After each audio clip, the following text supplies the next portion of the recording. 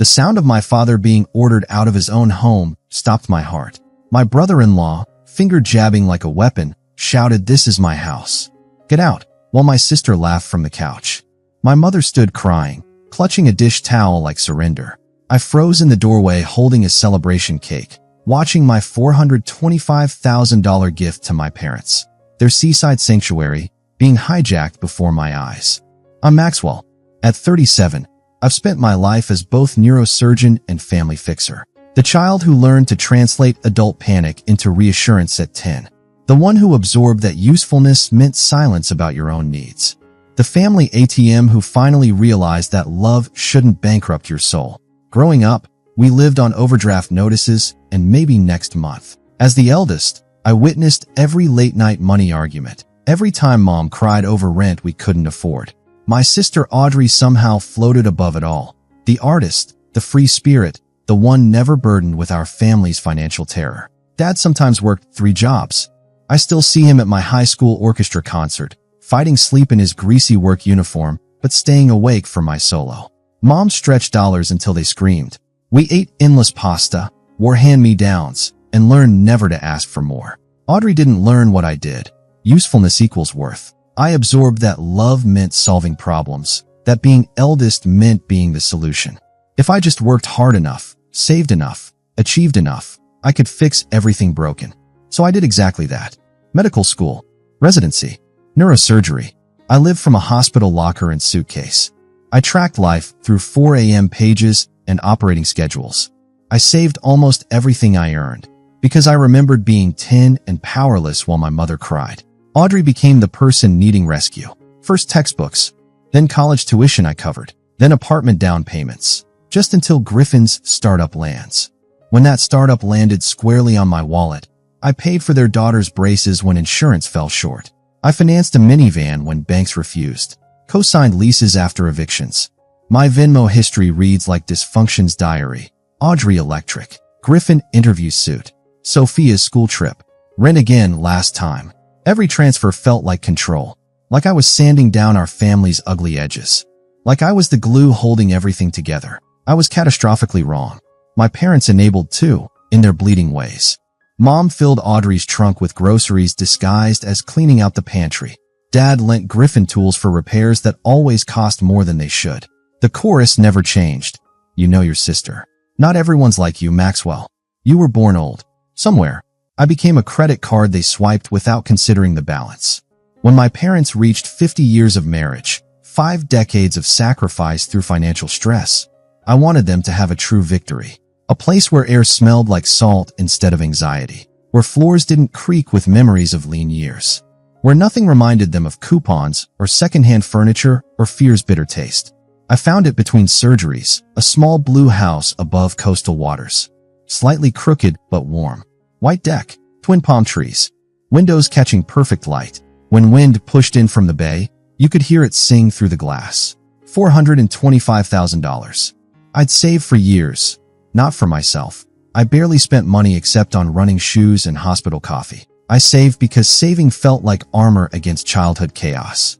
Looking at this house, I finally understood this was what the money was for. I planned it like a surgery. Methodical, precise, no margin for error. The deed went into a trust with my parents as lifetime beneficiaries. I prepaid property taxes 20 years forward. I covered HOA fees, replaced locks, stocked the refrigerator. I hid a note in the silverware drawer for late mornings and loud laughter. Love M. I didn't tell Audrey. I told only my parents, 1 week before their anniversary, so they could process privately without drowning in attention. Driving them to see it the first time, Dad touched the banister like a violin he once owned. Mom opened each cabinet and exhaled. This long, slow breath like she'd been holding it 50 years. We sat on the deck listening to gulls, and I simply said, "It's yours." Dad tried speaking, but his voice broke. Mom said it smelled like lemons and open windows. We stayed up late that night, me on an air mattress testing plumbing, them in the master bedroom, finally sleeping where nothing was broken. The next morning, I returned to the city to perform a decompression on a little boy with a tumor the size of a plum. The house remained with them, safe, quiet, theirs.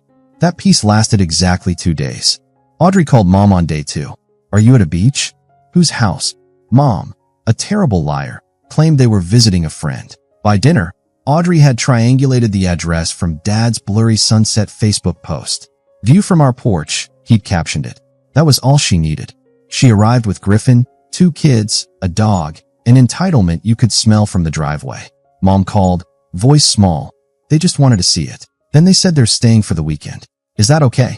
It's not a rental, I replied. We'll talk when you come down, she answered. And I heard the same exhaustion from when I was 10 and landlords threatened eviction. Saturday morning, Dad texted, some confusion about the house. Audrey keeps saying, family home. Can you come? Then silence. Then a call I missed during surgery.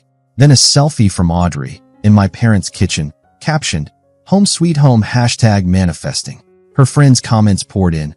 So deserved. Beach era. And one from Griffin that made my palm itch where scalpel handles rest for hours. Finally, a place where the kids can be kids. I texted Dad, don't sign anything. Don't agree to anything. Love you. Then drove straight down. I rehearsed calming words the entire drive. We'll reset boundaries. We'll breathe. We'll find solutions for everyone. I walked into pure chaos instead. The front door stood wide open, screen banging in wind. Someone else's SUV filled the driveway. Boxes everywhere. Children's cartoons blared from a living room where I hadn't even turned on the television yet. My mother stood in the kitchen clutching that dish towel like surrender. Her eyes red, swollen. My father sat hunched in a chair, shoulders curved inward, hands trembling the way they do when he's furious but restraining himself. Loud voices echoed from the hallway. I barely managed, Mom, when Griffin appeared. Bare feet, beer in hand, football shirt stretched over his stomach. He planted himself before my father, jabbed a finger toward the door, and yelled, this is my house. Get out. From the couch, Audrey laughed. Actually laughed. Relax, Dad. We're just getting settled. The plastic cake container dug into my palm. Something inside me went very, very quiet. Griffin's voice escalated. You two are old. Stairs are dangerous. You'll fall. This is a family house. We're family. We'll manage it. Mom tried speaking. It's Maxwell's gift. Griffin interrupted. He gave it to you. You're giving it to us. Same difference. Audrey didn't even stand. She just smirked from the couch like this was perfectly reasonable. Don't be dramatic, Mom. We'll handle the bookings. Bookings. Griffin gestured toward the view, my parents' view. Prime waterfront. Peak season. I listed it this morning. Easy money. You two can have the downstairs bedroom during off-season. I watched my father's hands shake like when bills arrived without enough money to cover them. This was the same man who worked 3 jobs to feed us. The same father who arrived at my concert smelling of grease and love. Now being told to step aside in a house I'd just given him. I was raised on be useful, not loud. But Dad's text had been a request I couldn't file under later. Setting the cake on the counter, ridiculous among fast food bags and makeup kits, I found my voice. Steady. Surgical. Who told you this is your house? Griffin rolled his eyes like I was slow. Family money, family house. Don't be weird. Audrey added, sing-song, we're not asking, Maxwell. We're updating. Mom's face crumpled. Maxwell, can you just explain? Griffin pointed at my father again with that dismissive gesture. He can explain from the porch. Audrey laughed. Babe, stop.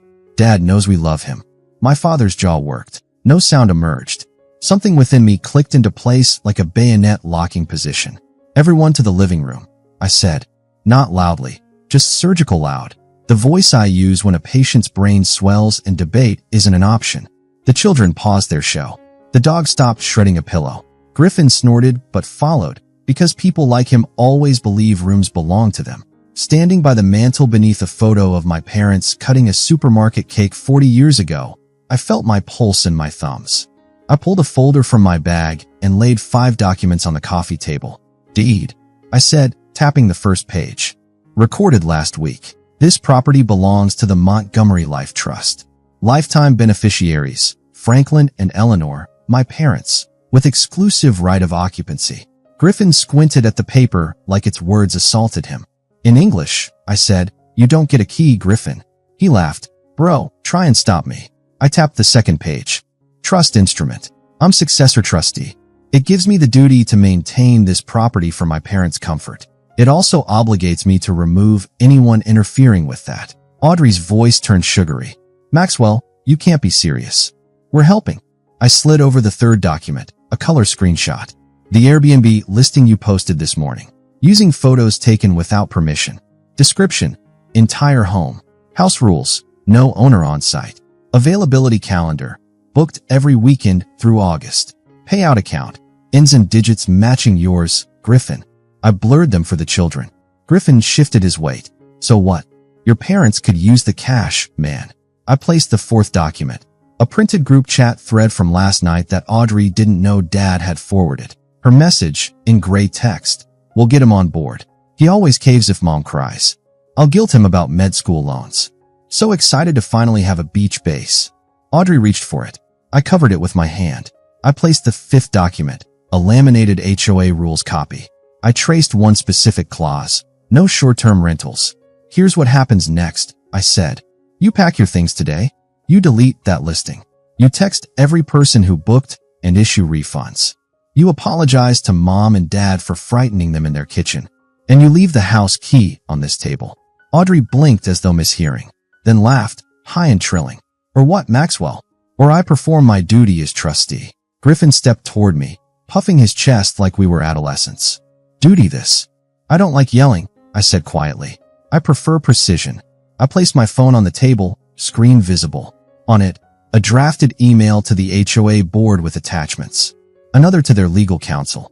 A third to the county recorder with the Airbnb link and illegal commercial use flag request. And an open text thread with Curtis the locksmith, currently parked 2 houses away, because I called him from the highway after Dad's first confusion message. Griffin saw the screen and shifted uncomfortably. You wouldn't. I would, I replied. And I already have. Audrey reached for Mom. Mom, tell him. Tell him this is family. Mom wouldn't look at her. She looked at me, voice trembling. Maxwell, do what you need to do. Griffin's expression changed. He pointed to the door again, that same dismissive gesture that initially ignited everything. Old man out, he snapped. I stepped between Griffin and my father. My hands remained steady because I've held human brains that pulse like birds. Point at my father again, I said softly. And the only door you're going through is the one Curtis is about to lock from outside. Silence.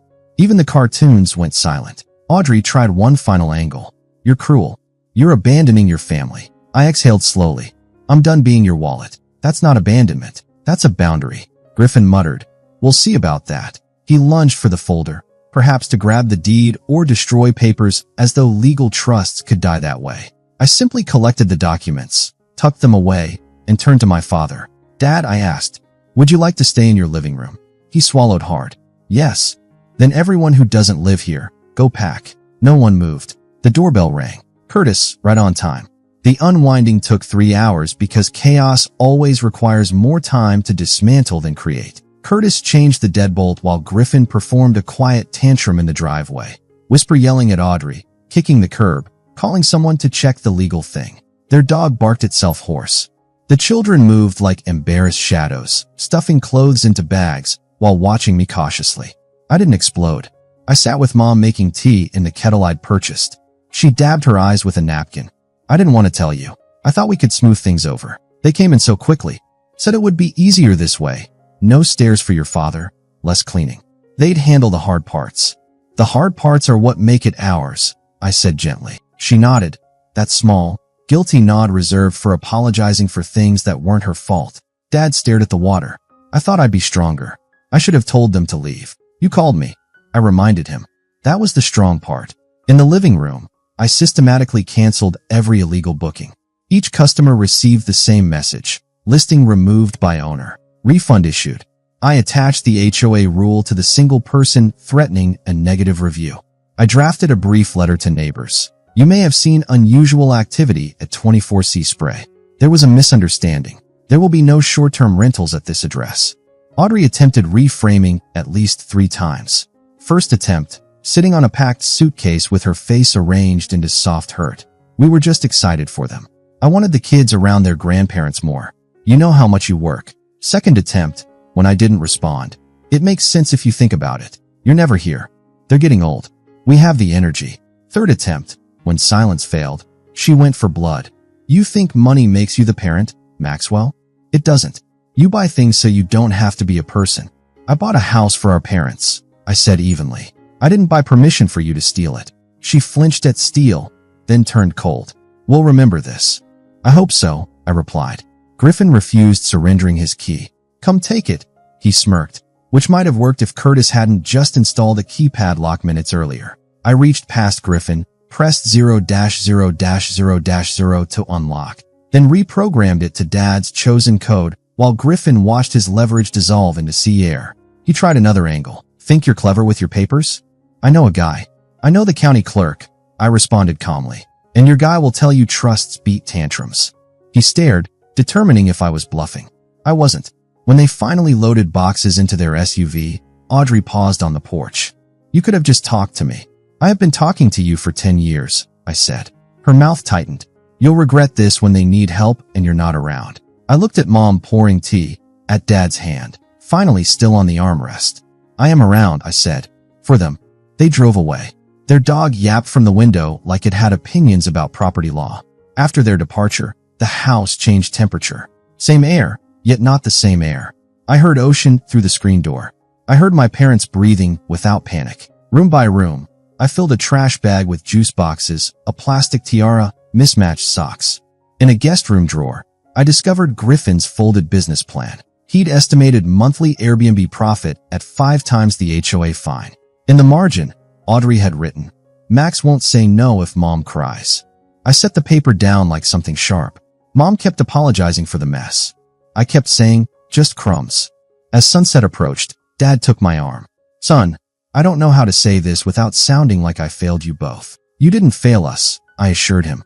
You gave everything you had. We just gave too much to her too long. All of us did. He nodded without argument because truth felt like relief. I prepared a simple dinner. We ate on the deck. Mom told stories about her first apartment with a mouse she named Bernard because he only appeared on Sundays. Dad laughed the way he does when not being careful for everyone else. My phone vibrated constantly. Audrey, you made Mom cry. Griffin, cease and desist, Dr. Boy. An unknown number. Griffin's cousin. We're coming down next weekend, right? Already invited people. I placed the phone face down and finished my salad. That night, I activated the alarm system. I installed a porch camera with a cheerful chime even my parents would appreciate. I put security codes in a folder labeled Happy Things, with large letters Dad could read without glasses. I left trust copies, deeds, and HOA rules in a drawer I called Boring Armor. Leaving, Mom stood in the doorway clutching her sweater. I'm sorry it came to this, she said. I'm not, I replied. It needed to. The following week, everything wobbled like a table with one short leg. Audrey launched a campaign in family chats. Maxwell stole a house from the grandchildren. Screenshots arrived from distant cousins. Audrey's Instagram became manipulation masterclass. Blank backgrounds with white text. When money makes you cruel. Then my car in the driveway. Some people think they can buy love. I didn't engage. I built a small wall instead. I called our aunt, the one who speaks truth. I explained simply that the house belongs to my parents and will remain theirs as long as they live. I asked her not to carry our pain as gossip. She replied, finally, Maxwell, and that was sufficient. I sent Audrey and Griffin one email. Polite, firm, boring. 3 points. All house contact goes through me. You lack permission to enter the property. Violations trigger HOA and legal action. I copied myself and no one else. I set it as auto-response to future house-related messages. I promised myself never to negotiate with a story that always ends identically. 2 days later, notification, new booking request. See Spray Cottage.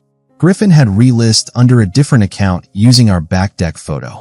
I forwarded it to the platform's trust team with attached deed and trust documentation. 10 minutes later, listing removed. User banned. I felt no triumph. I felt like a stadium janitor after a game, just completing necessary work. Dad called one morning to say the house smelled like toast and salt, and he'd slept through the night for the first time in months. Mom sent a photo of her feet on the deck rail, ankles crossed, wearing bright pink polish like when I was 5 and thought she was movie star beautiful. They looked lighter. Behind that softness, Audrey kept scratching at the wall. She sent a payment request for emotional damages. She mailed our parents a letter beginning, as your primary caregiver, a sentence never true. Griffin posted a meme with a syringe and $, suggesting I stole organs for profit. Their noise couldn't alter the air in our little blue house. One night, Audrey called from a block number. I answered from either softness or hope. She went silent hearing my voice. Then tried a new tactic, whispering, "Maxwell, listen. We're struggling.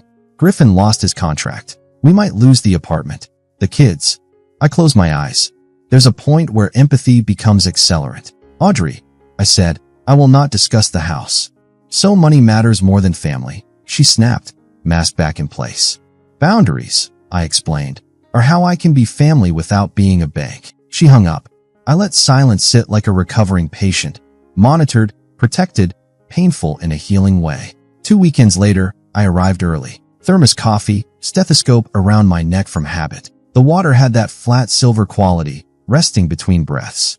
I fixed a sticky door. I placed tennis balls on the garage shelf at perfect depth so Dad could park without hitting the wall. I labeled the breaker box because Dad loves labels. Mom made pancakes, burned the first batch, laughed. We discussed groceries, the neighbor Greta who leaves shells in a fence jar, the pelican refusing dignity. No one mentioned Audrey for an hour. It felt like a clean countertop. After breakfast, Mom touched my hand. "I'm going to talk to your sister." Not arguing, just saying no. "I'm not asking you to choose," I assured her. "I don't want scorched earth declaring winners. I just wanted you to have a peaceful porch." Mom smiled slightly. "It's not choosing. It's stopping the pretense." Dad cleared his throat. "I should have taught that better. I taught work. I didn't teach stopping." "You taught love and staying," I said. "I'm just learning the without being consumed part." He laughed, low and grateful. I walked the perimeter, tightening the gate latch. I adjusted the camera angle. I printed a small entry table sign.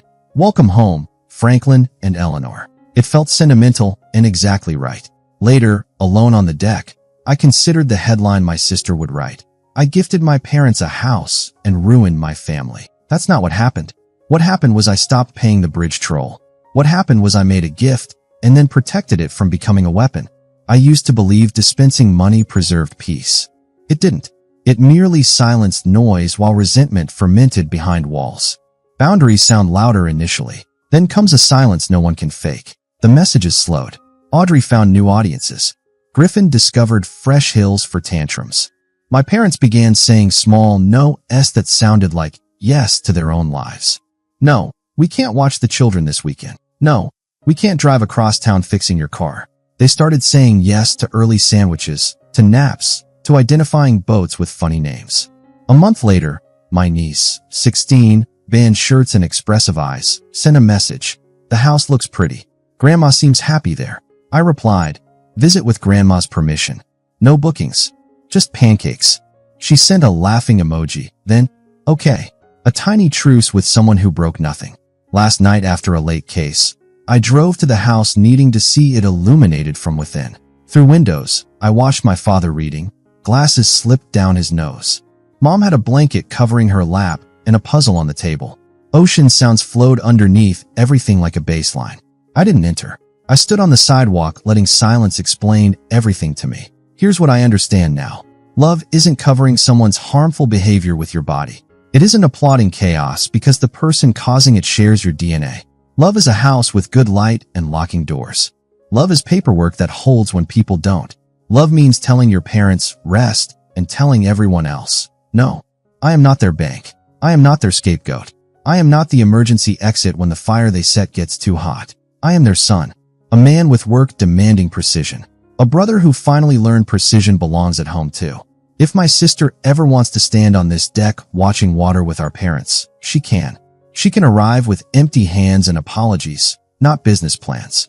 She can be family without adjusting the thermostat. Until then, the house stands. Locks click. Gulls argue. Windows sing when wind pushes from the bay. Inside, my parents breathe easily. That's the lesson. A gift shouldn't cost your soul. And boundaries aren't cruelty. They're how love keeps its porch light burning without setting the neighborhood ablaze. Thanks for listening. And if you like this story, share it with others who might be struggling to set healthy boundaries with family. Don't forget to comment and subscribe for more stories about finding strength in vulnerability and learning that sometimes love requires saying no. Sometimes the hardest wall to build is the one that protects what matters most.